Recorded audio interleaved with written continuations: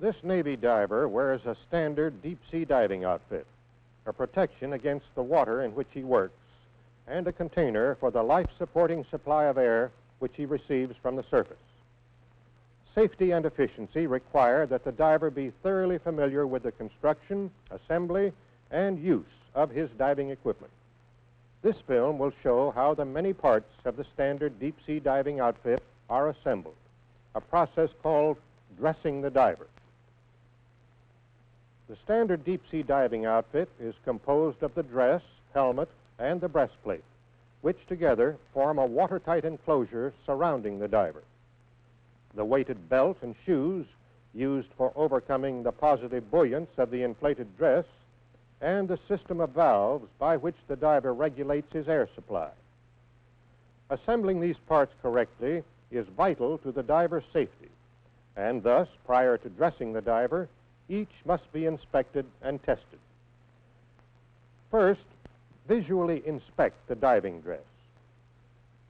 Examine the fabric for tears, worn spots, or loose patches. Check the rubber collar for torn spots or excessive wear, especially at the stud bolt holes. Make sure that the leg flap lacings are in good condition and not worn to the breaking point. If any defects are found, place the dress aside for repair and select another dress of satisfactory condition. In examining the breastplate and helmet, first check the number stamped on each item, including the breastplate straps. The number must be the same. These parts are not interchangeable with like parts of another outfit. The number identifies the parts that go together to form a tailor-made unit of matching parts. With your fingers, check the 12 studs on the breastplate, making sure that none of them has become loose. Try the fit of the breastplate straps on the breastplates. They should go into place easily and conform to the curvature of the breastplate.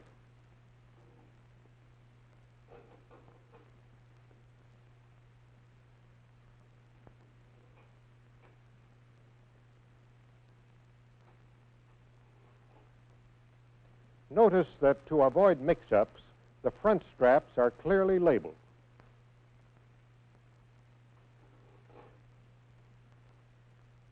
Turn the wing nuts down on the studs to make sure that no threads have been damaged since the last dive. The copper and brass of which the outfit is made are relatively soft metals. Being soft, the threads are susceptible to damage from careless handling. Notice that 4 of the wing nuts have heavy flanges. These go on the studs where the ends of the breastplate straps join each other. Look for worn areas in the breastplate lanyards. If there's any doubt, replace them. Remember, these lanyards secure the all-important air hose and lifeline.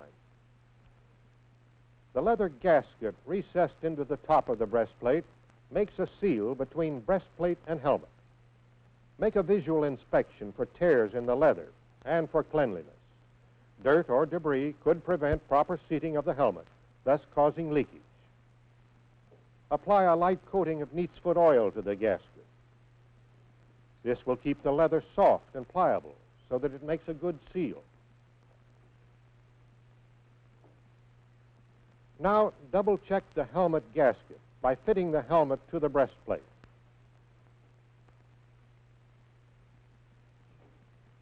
It should turn into place easily, but with some resistance. The helmet faceplate should face directly forward.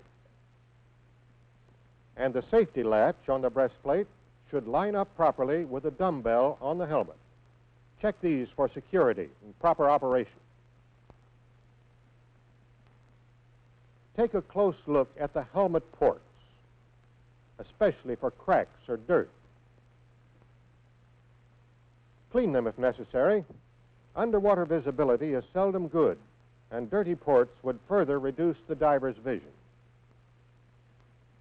The faceplate is the only viewing port that opens. Check the condition of the rubber gasket and the operation of the hinge and swiveled wing nut which clamps the faceplate against the gasket. Make sure the cotter pin is in the hinge pin and secure. The two goosenecks at the back of the helmet are extremely important. This one admits the diver's air supply, and this one secures his combination lifeline and communications cable. Be sure they have not been knocked loose and that the threads are clean and undamaged. No part of the testing and inspection operation is more important than the attention given to the diver's air valves. Let's begin with the two valves built into the helmet. First, the exhaust valve. Check the operation of the hand wheel. It should turn freely. Operate the exhaust valve chin button. It should depress easily and return immediately when released. Pull the chin button upward, as the diver occasionally does with his lips, to make a temporary adjustment in his buoyancy. Again, it should work easily and return when released. Operate the chin button in this manner several times. Remember, the correct operation of his exhaust valve is important not only to the diver's efficiency, but also to his safety. Next, the spitcock at the left side of the helmet. This is a secondary exhaust valve and is used to make minor adjustments in the diver's buoyancy. It's a simple sleeve valve. The only test necessary here is to operate the lever, making sure that it has enough turning resistance to remain fixed at any setting. Now, let's look at the remaining two valves, each concerned with air supply. The air control valve regulates the amount of air admitted to the diving dress. Again, the regulating hand wheel should turn freely so that the diver has no difficulty in making adjustments in his air supply. However, it must not be loose. Enough resistance must be felt to prevent an accidental bump or blow from turning the hand wheel and thus altering the diver's buoyancy. Make sure the cotter pin is in place to prevent the hand wheel lock nut from backing off. Each of the male threads machined into the body of the air control valve must be clean and free of distortion. Check the link and eye pad used to secure the valve to the breastplate. Excessive wear or damage is seldom found, but be sure. The last of the valves is the safety air non-return valve, usually referred to as the non-return valve. Remove it from the gooseneck at the rear of the helmet and check the condition of the threads. You'll remember that the non-return valve is a spring-loaded one-way valve. Air can pass through it into the helmet, but it cannot travel in the opposite direction from the helmet back into the air hose.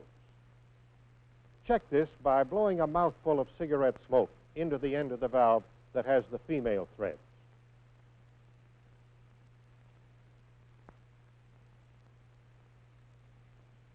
No air or smoke should pass through the valve. If it does, discard the valve and use another.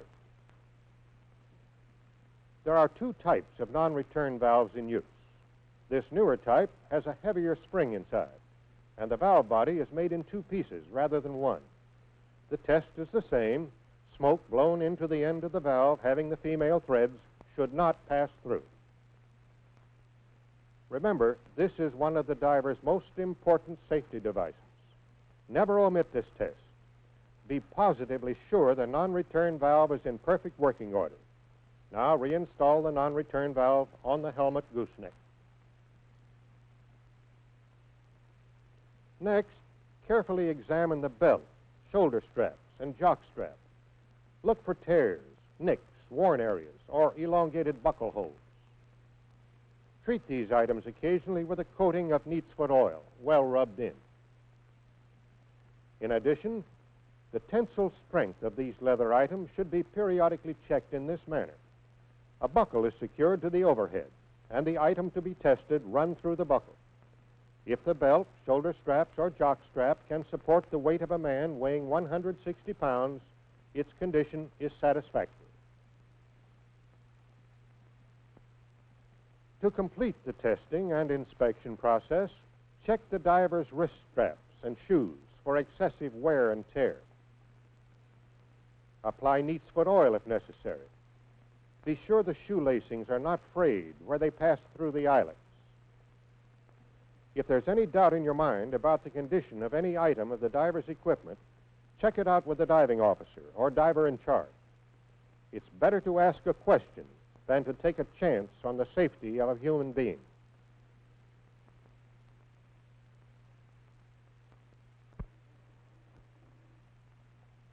Before dressing the diver, connect the air hose and the lifeline to the helmet goosenecks. Do not, repeat, do not oil the leather gasket inside the lifeline gooseneck. Remember, the lifeline carries the communications cable. Oil on the contact points of the cable would interfere with the operation of the intercom system. Tighten the connections hand tight, then finish with a wrench. Be firm in tightening these connections, but don't use too much muscle. Stripped threads might get the diver into serious trouble. Check the air supply by opening the air control valve. You'll be able to hear the air rushing into the helmet. Dressing the diver is mainly the work of two men, the diving tenders. They are supervised by the diving officer or the diver in charge and assisted, where possible, by the diver himself. The diver has prepared for diving by donning one or two sets of diver's underwear, his choice determined by the temperature of the water and the amount of physical activity required by the job. To begin the dressing process, the diver slides feet first into the diving dress, the tenders assisting in drawing it up. The diver helps by worming his arms into the sleeves as the tenders work the dress over his shoulders. The diver assumes this bent-over position so that the tenders can conveniently lace up his leg flaps.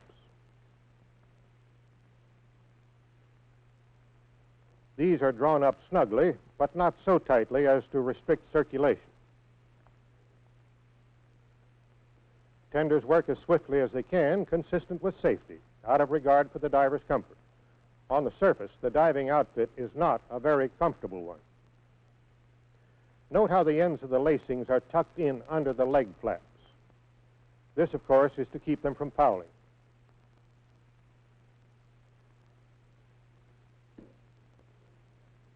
Tenders steady the diver as he steps into his shoes.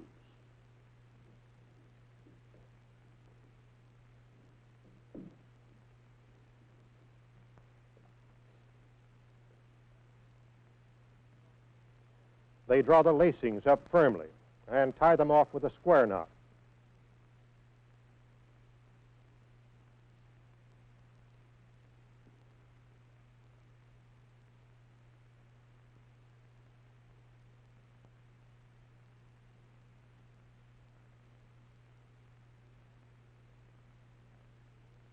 Straps go over the ends of the lacings, again to avoid fouling.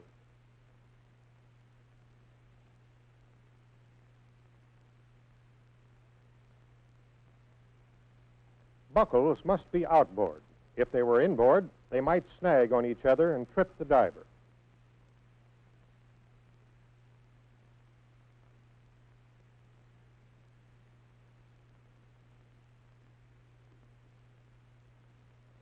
Next, the helmet cushion, the horse collar, as divers call it.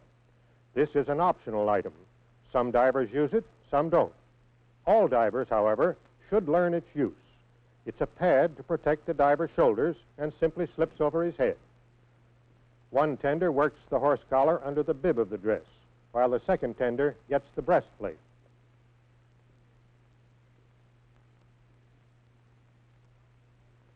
Now, the breastplate goes over the diver's head, carefully. There's not too much clearance. Eyelets and halyards, of course, are at the front. A tender tucks the halyard ends up inside the breastplate to get them out of the way.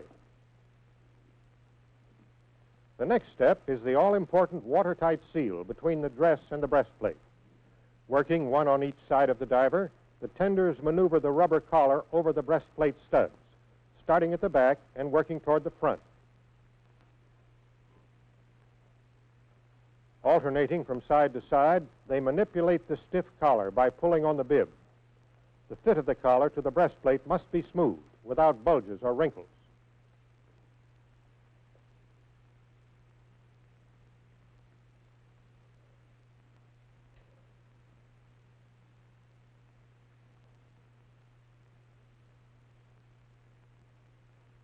A copper washer goes over the bottom front and bottom rear studs and over the top right and top left studs.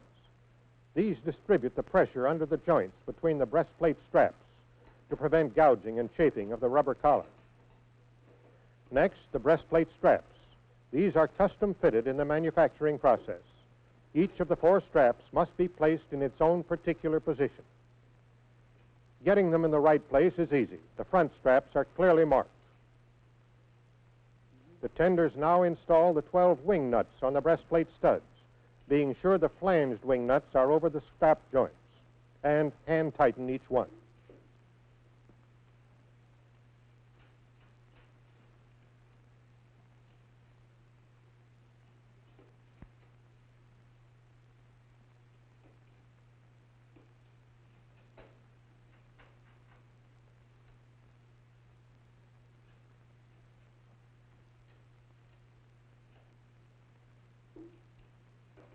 The tenders, one working at the back and one at the front, use the wing nut wrench for the final tightening.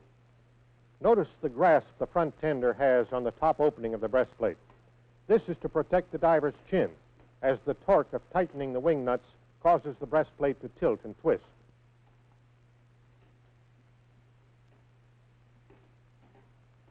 To equalize pressure, each tender tightens from bottom to top, omitting the wing nuts over the strap joints. These 4 wing nuts are tightened in this order: bottom front, bottom rear, and the 2 top ones at the same time. As a double check, in the interest of safety, one tender now tries each of the 12 wing nuts with his wrench to be sure that none has been skipped.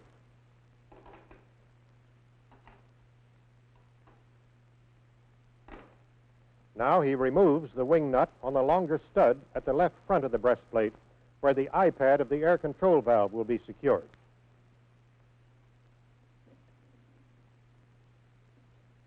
The installation and tightening of this wing nut cannot be omitted. Repeat, cannot be omitted. It must be installed and tightened in the proper sequence in order to make a tight waterproof seal between the dress and the breastplate. To protect this exposed stud, the diver covers it with his left hand.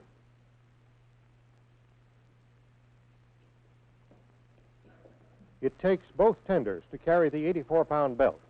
Each holds an end and a shoulder strap, being careful to grasp the strap close to the belt.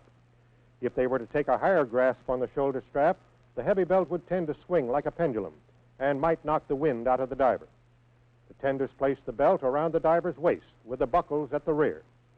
They lead the shoulder straps so that they cross at the bottom of the front lower stud, pass outside the top stud at each side, and cross again at the bottom of the rear lower stud. This keeps the belt from shifting while the diver works. Each tender now secures one of the shoulder straps, passing it through the appropriate buckle attached to the belt weights in the rear. One tender fastens both the belt buckles.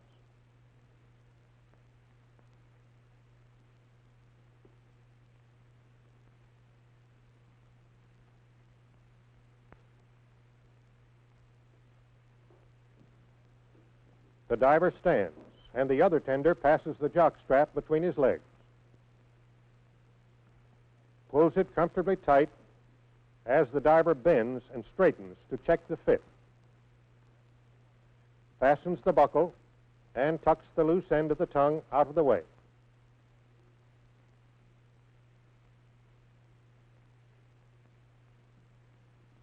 Each tender buckles on one of the wrist straps firmly, but not so tight as to restrict circulation.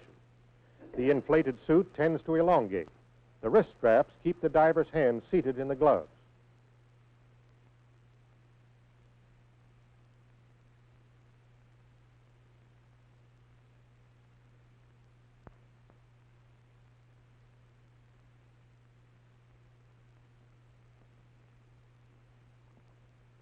The helmet is the final item to be fitted in dressing the diver. The air hose and lifeline are already attached. To keep these out of the way, the tender leads the air hose over the top of the left port and the lifeline over the right. He lifts the helmet by grasping the side ports. The helmet is hard and heavy, so the tender places it over the diver's head gently. He positions it so that the faceplate faces a little to the diver's left. When turned into place, the faceplate of the helmet should face directly forward, and the marks scribed on the helmet and the breastplate should be aligned, or nearly so. The faceplate is open now, so the diver can breathe and talk until he is ready to go over the side. The dumbbell is dropped into place, the safety latch closed and secured with a cotter pin.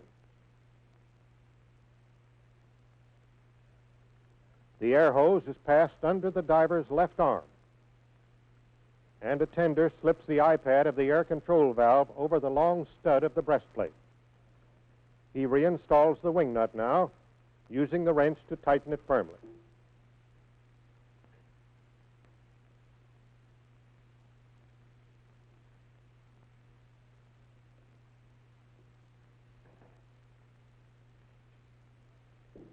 Now the tender lashes down the air hose, taking 2 round turns with the halyard and tying off the ends with a square knot. In doing this, the tender takes care to ensure that the air control valve hangs conveniently to the diver's left hand for easy adjustment.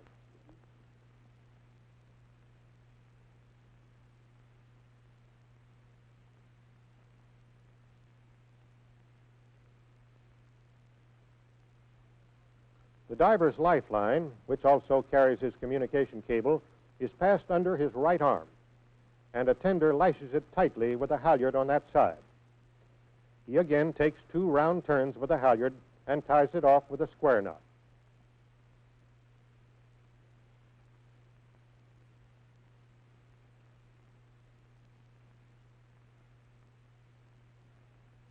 And now, a last-minute check on the diver's intercom. Topside, Red Diver. How do you hear me? Red Diver, topside. Hear you loud and clear. How me? I hear you the same. The diver closes his exhaust valve all the way, then opens it by giving the hand wheel 2 1/2 turns. He'll adjust the air control valve as soon as he's submerged on the diving ladder. The final step in dressing the diver comes when the diver feels that all is ready and gives this signal. Button her up. The tender closes the faceplate, winds the wing nut down finger tight, and uses the wing nut wrench to secure it tightly. The dressing of the diver is complete, and the diver is ready to go to work. 2 men tend the air hose and lifeline immediately in front of the diver to steady and support him as he moves cumbersomely in the heavy working uniform of the deep-sea diver. In his working environment under the sea, the diver is always conscious of the importance of his equipment. His gear is well designed and well made. The assembly of the gear around the man, or dressing the diver, is equally important to the diver's efficiency, to the accomplishment of the Navy's business, and to the safety and welfare of the man who wears the gear.